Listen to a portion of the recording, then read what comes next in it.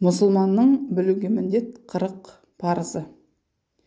Ең біріншісі Алла разылығы үшін 3 адамды тамақтандыру. Екіншісі барлық діни бұйырылғандарды орындап, тыйым салынғандардан аулақ болу арқылы Аллаға және оның елшісіне бойынсыну. Үшінші міндеті азапқа түсу, қорқынышы мен Алланың мейірімінен үміт күту арасында болу. Төртінші, нығметті беретін тек Алла екенін сену. Бесіншісі, Алланың бар болуы турасында ойлану. Алтыншы міндеті, Алланың берген барлық игілігі үшін оған разы болу. Ешқашан Алланы ұмытпау, әр істе оның разылығын алуға ұмтылу. Жетінші міндеті. Сегізінші міндет, иманның 6 шартының мәнін білу. Тоғызыншы, ата-анаға жақсылық жасау, оларға көмектесу.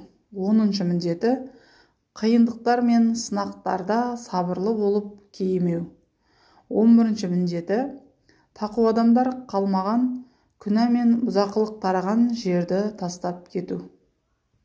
12-ші міндет, малды сойғанда бісміллә деп айту.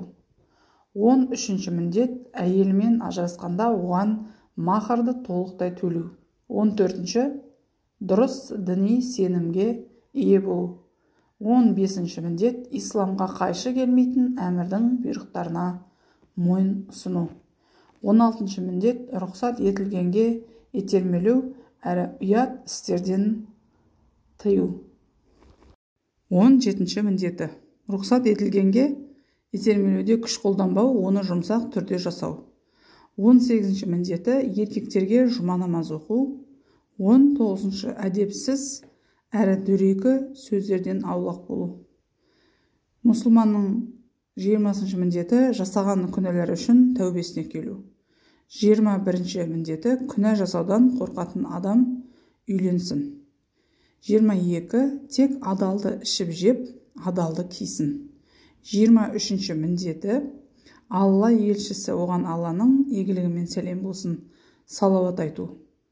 24-ші міндеті, Алла разылығы үшін ғана жақсы көріп, әрі жек көру. 25-ші міндеті, көркем мінезге ие болу және адамдармен жақсы қарым қатынаста болу. 26-ші міндеті, барға қанағат ету. 27-ші міндет, әйелің бай болып тұрса да өз отбасыңды қамтамасыз ету. 28-ші міндет, 7 жасқа келген балаларды.